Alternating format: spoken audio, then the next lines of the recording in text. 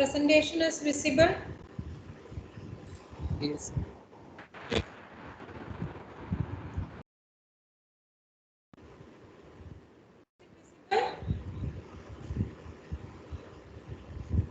Yes, ma'am.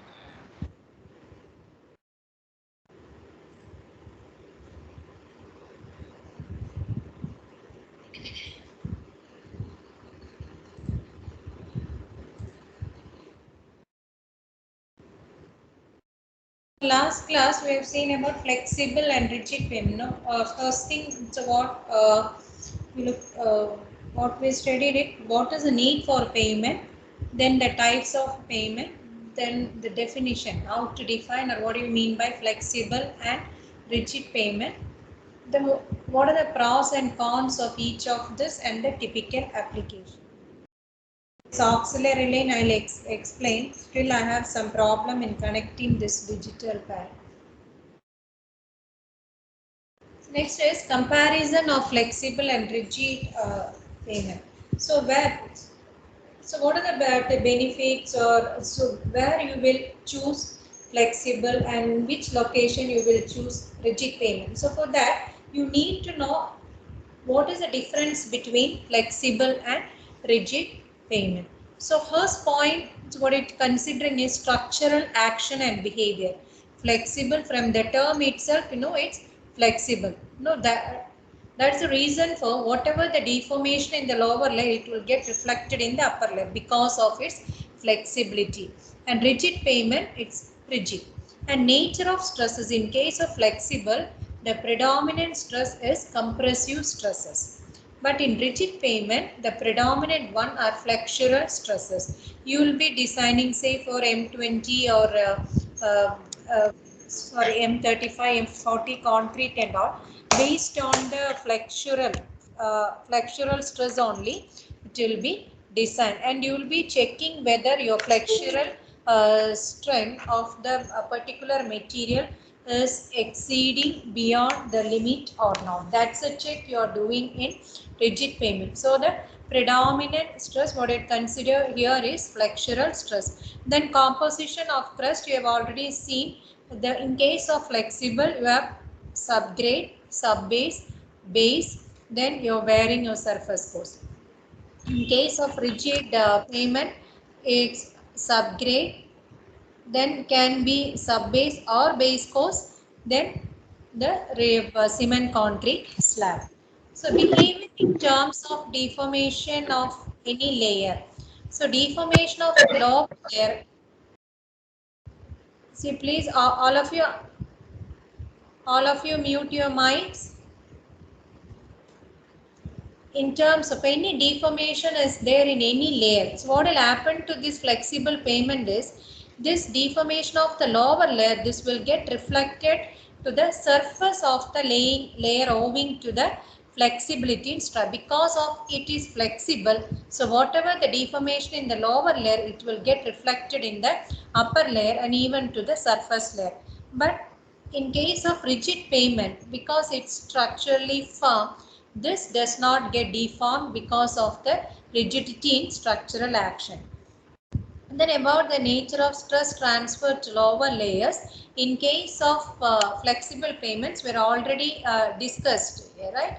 It's in the form of a truncated cone where the load is transferred to lower layers by grain to grain transfer through the point of contact. Okay, but it's not the case with rigid payment. It's like a slab action. It will be spread to a wider area like a slab. So pattern of stress transfer in a truncated cone to a wider area as if a slab. Then transmission of deformation in the subgrade. So even not only in the lower layers, not only in the subbase or base course, even some deformation is there in the subgrade or in the existing soil layer. This will get reflected and transmit to the upper layers in case of flexible payment, but it's not so in rigid payment. And subbase is needed in flexible.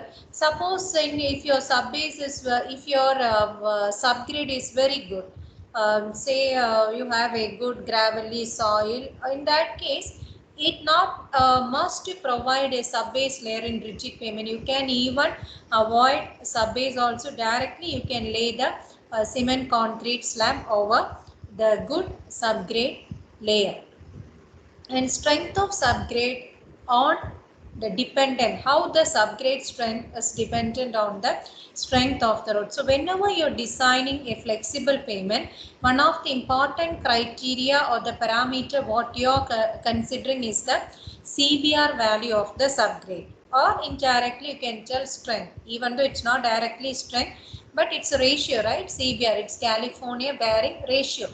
So it's indirectly a parameter of strength. So here, in case of flexible, predominant or we are much dependent on the strength of the subgrade matters. Say suppose if the strength of the subgrade is good, it's having a good subgrade, then whatever the thickness of the pavement to be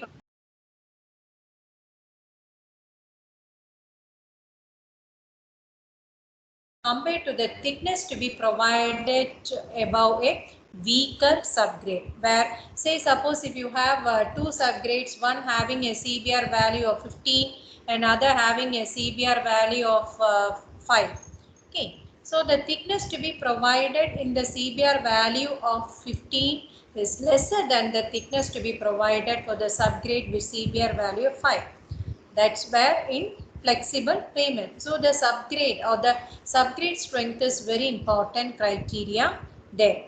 Rigid payment, you have already seen that it's much dependent on the flexural strength, okay, of the concrete what you're using. So it's less dependent on the strength of the subgrade. And roads can be used for traffic within 24 hours in flexible payment. Say flexible payment, you have seen one day the roads will be late, at next day it can be open to traffic. But say what is happening to rigid or cement concrete, you have seen, no? So wherever this rigid concrete or this concrete payment is late, it will be closed for at least 2 weeks or 14 days. That's for the curing. If so, somewhere if there is no access for that particular location from other points, then it's very difficult to go for this rigid payment. Okay, because the road cannot be used until 14 days of curing is finished. Then parameters inducing stress. In case of flexible, wheel load is the critical parameter or which you have to consider. In case of rigid, apart from the wheel load, you have to consider the stresses due to temperature variation also. That's called warping and frictional stresses. This has to be considered because you will have temperature variation with respect to day and night, and also temperature variation with respect to climatic changes. No, winter, summer, rainy seasons, all this temperature will be varied. So in case of rigid payment, you have to consider the stresses due to wheel load and that stresses due to this variation in temperature. Then design precision. So most of this flexible payment design are either like empirical or semi-empirical. No, with the empirical, it's not, you don't have a basis theory for that flexible payment.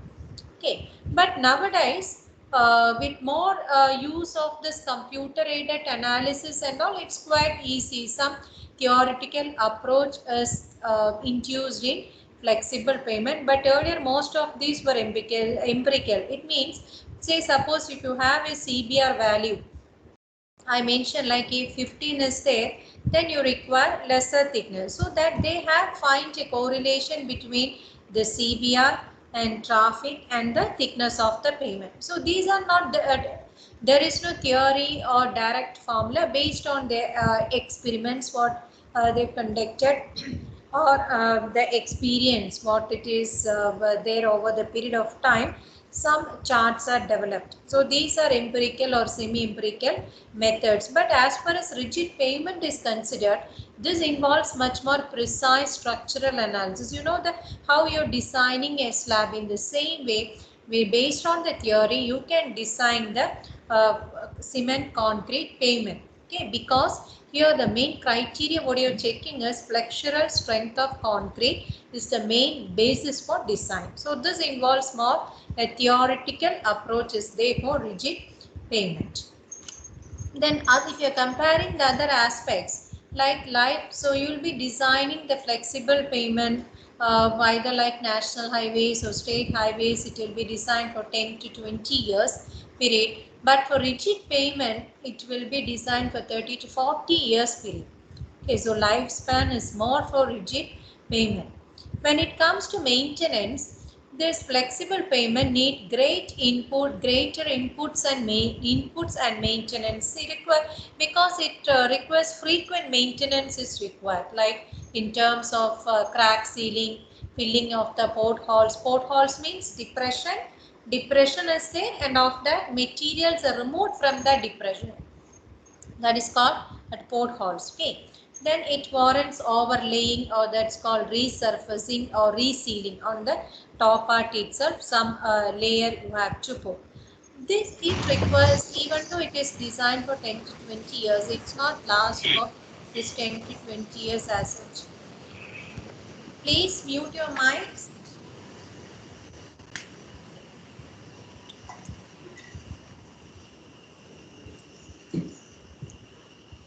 So this flexible payment needs greater input and it warrants frequent maintenance. Okay. And rigid payment needs very little maintenance is considered. Even though some maintenance is there, is usually this will be with respect to the joints. See, all of you, please mute your mic.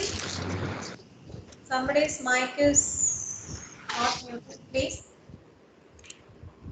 So this rigid payment needs very little maintenance. Okay, if at all some maintenance is there, this usually it will be with respect to the joints. And you mentioned like very little maintenance, but if at all some maintenance required, it's not easy to do the maintenance for rigid payment. It's tedious, it's costly also. So rigid payment, this maintenance is difficult also. The another point is glare and night visibility. Glare, because this flexible payment is dark in color or black bituminous payment, right?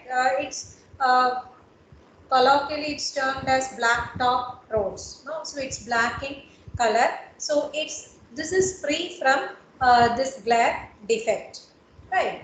But it's having problem of night visibility because of its dark color.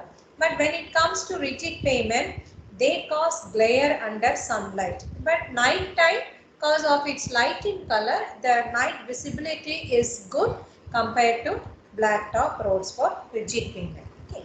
Then initial cost, the cost we have to incur for flexible payment is less initially. Now the construction cost is less, but for rigid payment the cost is very high initially. It's a concrete material and the equipment what you have to use for laying the road, everything compared to all this initial cost is very high. Okay. But for maintenance, what you have seen earlier is maintenance. Flexible payment requires frequent maintenance. Rigid payment requires very little maintenance. So if you are considering the maintenance cost and over the life cycle period, say if you are checking for 20 or 40 years, you can see that the flexible payment is less economical even though the initial cost is very high because it warrants frequent maintenance. And for life cycle cost analysis, in that you can see it's more economical to go for rigid payment. Okay, so if you that's why if you're considering all the cost, life cycle cost, maintenance cost, initial, everything, you can see that the rigid payment is more economical. That's overall economy on a life cycle cost basis. Okay. So this is the comparison. So we'll have so structural action and behavior. Flexible, one is flexible payment is flexible, rigid is rigid. Okay. The nature of stresses, flexible, compressive stresses are predominant. In rigid payment, flexural stresses are predominant. And composition of crust in flexible, you have subgrade, subbase, base course and surface of wearing course. Then rigid payment, you have subgrade, base course, then your cement concrete payment. Then behavior in terms deformation of any layer will get reflected to the surface because of its flexibility. That's not the case with rigid payment because it's having rigidity in structural action. Stress transfer. The stress is transferred to lower layer through shape of truncated cone through grain to grain transfer through the points of contact in the granular material. Rigid payment, there's no grain to grain transfer, it's by the structural action of the slab action. Then transmission of deformation in the subgrade will get transmitted to the upper layers, but not so in case of rigid payment. And subbase is needed. It's not necessary if you have good subgrade in case of rigid payment.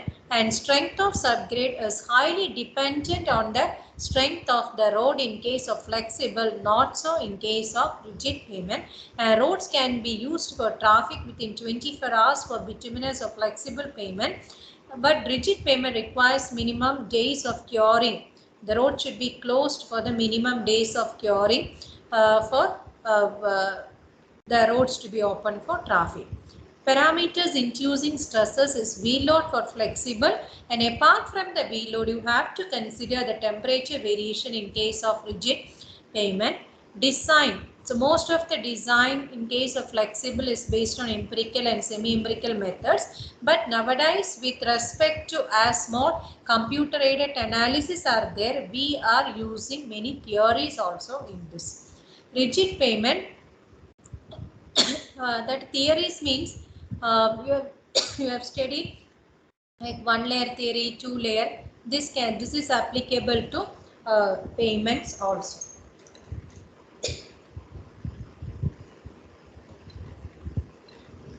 But rigid payment, because here the main thing what you're considering is flexural strength, it's more or less it is theoretical basis.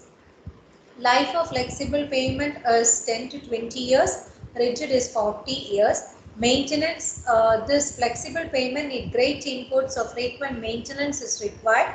Not so in case of rigid payment, even though some maintenance required, mostly it will be in joints. And glare problem is there for rigid payment because of the blacktop road. It's not it's not that much for bituminous payment. But night visibility is an issue in flexible, not so in rigid payment. And initial cost is less for flexible and more for rigid. But if you are considering the overall economy on life cycle cost, you can see that rigid payment is more economical compared to flexible payment. So this is a comparison of flexible and rigid. So based on this, you have to choose whether you wanted to go for flexible or rigid payment. See, if you don't have much budget to invest initially, definitely it might not be possible for rigid payment. But if you are planning for like more number of years, then it is better to go for rigid payment. Then other pros and cons are also there are. Right. Then components like you have seen subgrades, subbase, base code. Okay. So we will see in detail. So if you are taking a flexible or a bituminous road, so these are the components. As seen in the picture, you can see this is a natural subgrade. Natural subgrade means how whatever the existing one. Yeah, having done anything not disturbed one. That's a natural subgrade. Compacted subgrade means this natural subgrade itself, say for 15 to 30 centimeter or 150 to 300 mm, this you will just dig it, okay, scarify or dig this one and then compact the same material. Okay, that's called compacted subgrade. This compaction may be simply mechanical compaction, or if you feel like your subgrade is very weak, in that case you can add some chemicals, or you can as like additives can be can add cement, lime. Now all this can be added to the soil such that this will improve its bearing capacity or the CBR in terms of payment you are talking. Okay, that's a compacted one. The existing soil or subgrade, if you are compacting it, that's compacted subgrade. Above that you have subbase course, base course, binder course, surface course. Okay. Then you can see some red lines are there. Say the line between or a layer or a thin layer between base course and binder course is called prime coat. Okay. So prime coat is provided between a base course and binder course. The purpose of providing this prime coat is, see what is the material for subgrade? You have soil. Okay. For subbase, the material what you are using is granular material. Earlier and all we were using gravel and sand mixture, but nowadays it is not used. You will be using aggregates.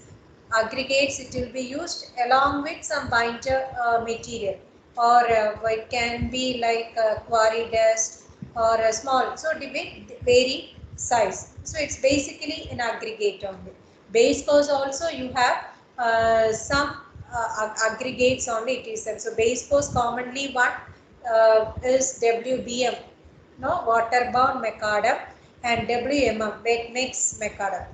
Okay, I'll tell you the difference in later this thing. So it can be water-bound macadam or wet mix macadam. So again, it's a granular material. It's a mixture of aggregate or some finer material, right? So what is happening? This binder course and surface course, you have the bituminous mixture. Bitumen you have. So if you are laying this bituminous material over this base course means aggregate, so it's having lots of pores are there. So if this within this pores, what will happen? Binder, if you're directly laying over the base course, this all this binder will be filled by the pores in the base course. So your binder course might be devoid of bitumen content. Instead, what you're doing is this base course, above the base course, you will be providing a thin layer of prime coat. Okay, thin layer of prime coat which will seal the voids in the base course. Okay, so whatever the voids due to this granular material, this will be sealed by the this prime coat. So above that you can provide your binder course. Then there's one more coat, tack coat. Tack coat is to be provided between your binder course and surface course. You have like binder course can be DBM, that's called dense bituminous macadam. Okay, or other layers also. Example I am telling, your surface course can be bituminous concrete. Okay, these two are having different gradations. Its void content is different. The aggregate what you are using, its maximum size or nominal size is different. The thickness what you are providing is different. So what will happen is you can't have different two layers in between. So sometimes if you are not providing a tack coat, this surface course will not have proper binding with the binder layer, and they can be fully washed out of the surface layer. Okay, so to have the proper binding between this binder course and surface course, you can provide tack coat. Other areas where you are providing tack coat is, say suppose I have the old road, I wanted to provide a new overlay or a one second. Hello. Sir, good morning, sir. Class. Yes, sir. Yes. So, if you have old road, so you are planned to give provide an overlay over that. Okay, just a thin overlay over that, a thin surface layer above. You can't provide just over the existing layer. Then there won't be proper binding. Definitely, this top layer will come out. Instead, you provide a tack coat for the existing old layer. Above the tack coat, you can provide the this overlay or surface coat. Okay, so tack coat is to be provided between a binder and surface coat, or between an old and a old pavement by overlay. Then seal coat is there. Seal coat is to be provided above the surface coat. It's have like functions like, one is it will just seal the surface, so it should not allow the seal coat won't allow the water to penetrate into the pavement layers. Other property is, if your surface should have sufficient skid resistance also. So this seal coat will provide the skid resistance it should have.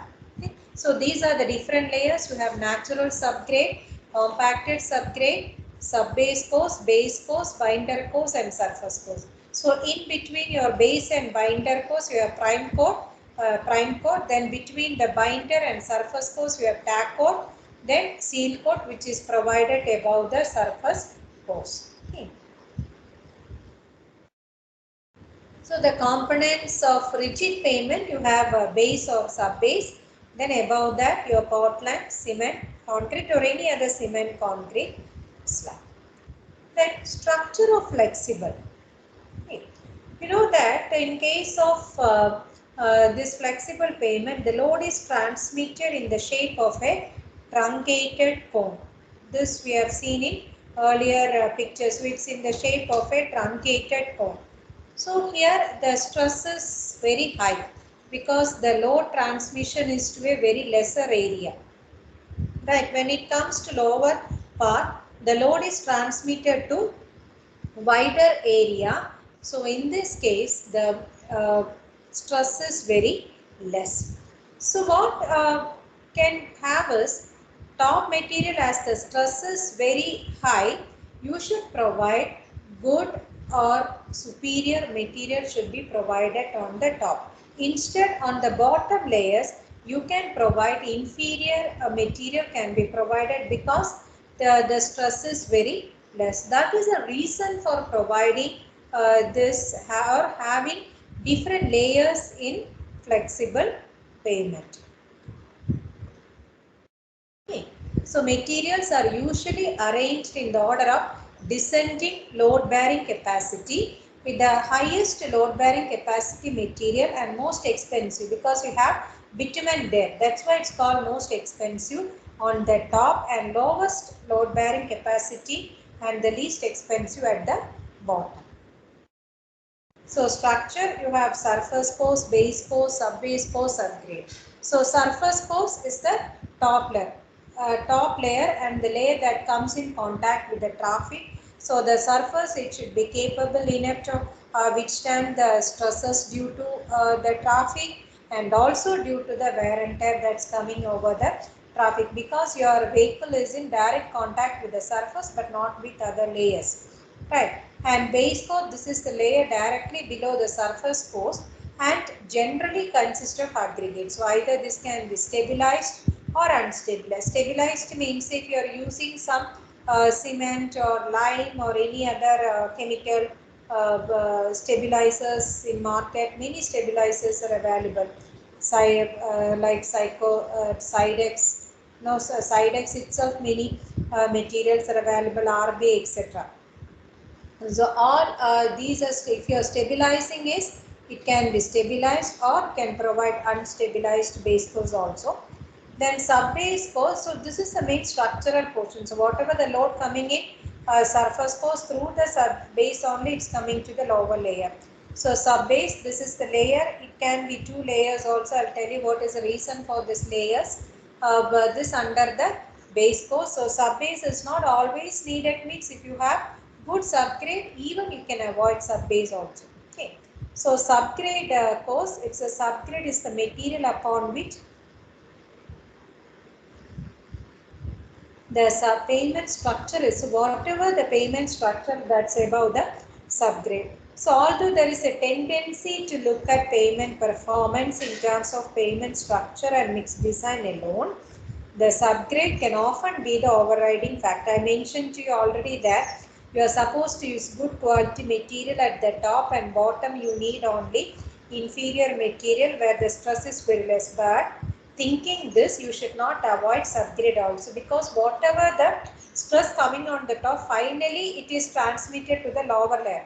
Even though the stress coming is very less on the subgrade, but some stress will be coming on the subgrade, as it is a weaker material, but its strength should be such a way that it should be able to withstand the whatever the stress coming in the subgrade. It should not be beyond its capacity. Okay.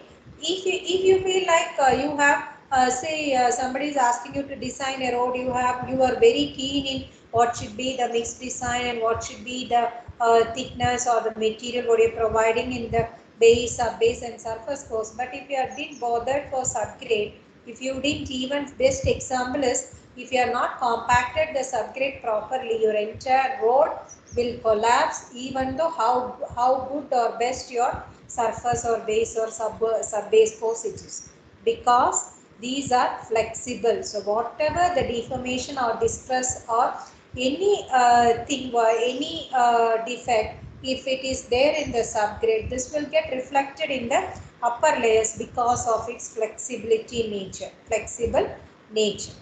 Okay. So then we'll take one by one of the components. So first one, subgrade. So it's a layer of natural soil prepared. It's called prepared. Prepared means either it can be just compacted or it can be mixed with cement, lime or RB or any other chemical stabilizers accordingly, according to the type of the soil. That's why it's called prepared, to receive the layers of the pavement materials placed over it. And so whatever the load coming, so ultimately it should be received by the subgrade and it's dispersed in the earth mass. Okay. So pressure transmitted on the subgrade, so whatever the pressure or the stress that's coming on the subgrade, it should be within the allowable limit or the allowable capacity of that particular type of soil. And it is recommended that whenever you're constructing a road, even though your road, the soil is good, at least for the top 50 centimeter of subgrade soil, you should scarify and then compact it well. Okay, you should dig the soil, compact with the same material. You can use the same material, but it should be well compacted under MDD or MC. MDD means maximum dry density with the optimum moisture content. This you have studied in your geotechnical engineering, like Proctor compaction test, where you will be getting what is the maximum dry density with the optimum moisture content. So it should be compacted at least with the maximum dry density with the optimum moisture content. Okay. And other tests to be conducted on the subgrade are CBR test. Then triaxial is needed for finding the E value or a Celian modulus or Young's modulus of the pavement. Then for the plate bearing test, etc. These are some of the other tests to be conducted. So here, so basement of soil. So it's a basement soil for a road bed. So it's an important structural for a pavement line. Okay. And so this should not deflect excessively during the dynamic loading due to vehicle. See, your pavement, either it can be in a fill or embankment. Fill means you have the existing natural ground is there. Above that you will be dumping some borrowed material. Then your pavement, you have seen embankments and all, no? That's a way of filling. You will be filling the material. So it can be in a fill or embankment material. So that is, it can be cut or fill. See, cut section means your natural ground level is higher than the surface of the pavement. If the natural ground surface is lower than the surface, then it is in a fill section. You are dumping some material, some borrowed material. Above that you are constructing the road. So which is good, to have a road in a cut section or a fill section? Which is better, to provide a road in a cut section or a fill section? Fill section means you have embankment over that road or pavement. Which is good?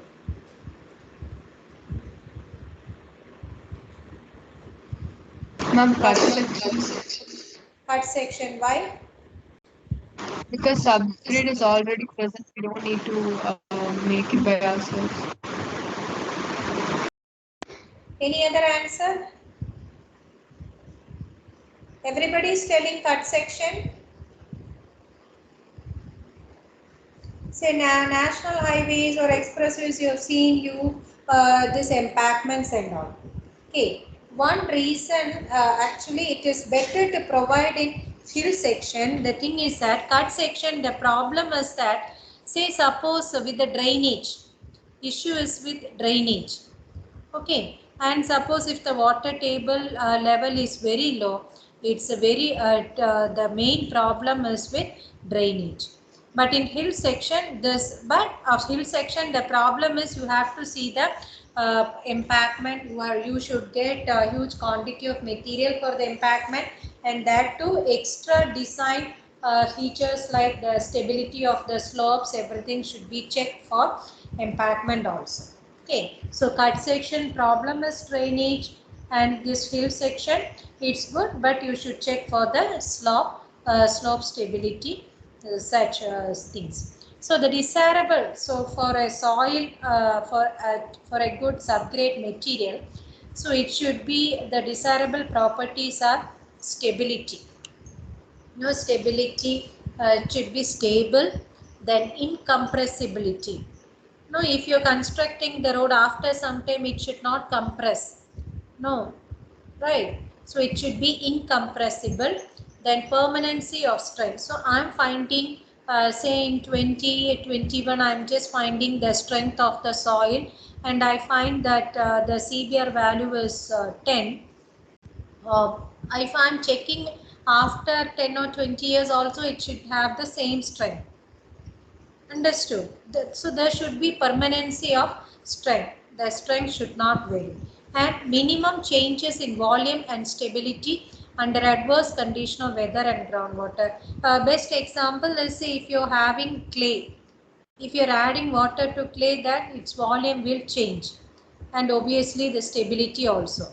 Okay, so you should have a subgrade which is having the minimum volume changes and or minimum changes in the stability, even with worst condition of weather and this groundwater also. Then good drainage. Why this drainage is coming into point is, but actually you want your pavement to be impermeable.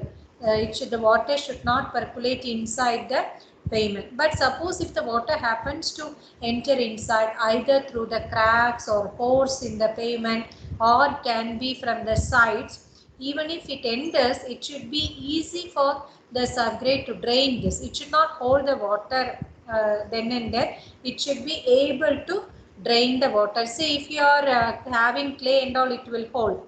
Okay, if you have good material, it will just pass the water. Say sand, it will just pass the water. Okay, then ease of compaction. Whenever you're checking the material, you should see the what type of soil it is, how easy its compaction. You know the difficulty of compacting a sandy soil or a silty soil, a clay soil and a gravelly soil. The compaction effort, the type of equipments what you have to use is different. Okay, so you should check for this, how easy it's for compacting that material. So the desirable properties are stability, incompressibility, permanency of strength, minimum changes in volume and stability, even under the adverse conditions of weather and groundwater, good drainage and ease of compaction. Next is subbase and base course. So subbase and base course, these are actually granular material. Granular material if you have unstabilized. Okay. So these are some broken stones, either bound or unbound. Bound materials means if you are mixing the aggregate with some quantity of cement, the cement content is not as you are using in concrete. Lesser content, say in base course you can have 10 percentage and all, in sub base and all can be with 3 percentage and all. Okay, so very less quantity of cement if you are using, then it's called bounded. Your aggregates are joined together, so that's why it's bounded material. If you are not using this, then natural granular, it's called unbound material. Okay, so granular soil also were used earlier, but nowadays we are not using this granular soil alone for subbase. Okay. And it is desirable to use smaller sized graded aggregate. Smaller sized graded aggregate or soil aggregate means, why it is, say I have a layer having say suppose the thickness of the layer is 30 centimeter. Okay, thickness of can be base or sub base. Say you take the example of base itself 30 centimeter. Okay, usually it will be 75 and all, say 75 itself. If I have a good aggregate, bigger aggregate with 75 mm size itself or 70 mm size, then I'll be providing only one aggregate over that. For the entire layer, one aggregate. Instead, I have like smaller aggregate, some 20 mm size it is there, 10 mm size, then smaller aggregate is there. So which is good? So it is better to go for the smaller aggregate. The problem is that suppose if you have bigger aggregates, the load will be directly coming to that one aggregate. If it breaks or if it damage, means your entire layer will get collapsed. Okay. Instead, if you have 2 or 3 layers of aggregates with smaller size, and other thing is here the load transfer is due to the point of contact. If more point of contact is there, it's well and good.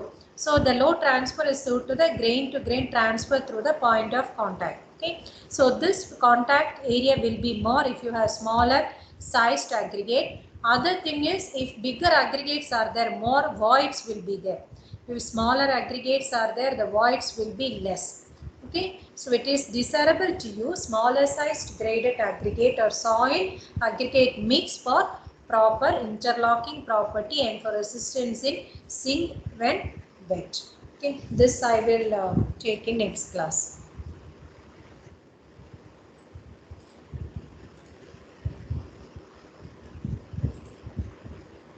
Any doubt? Ma'am, actually, you said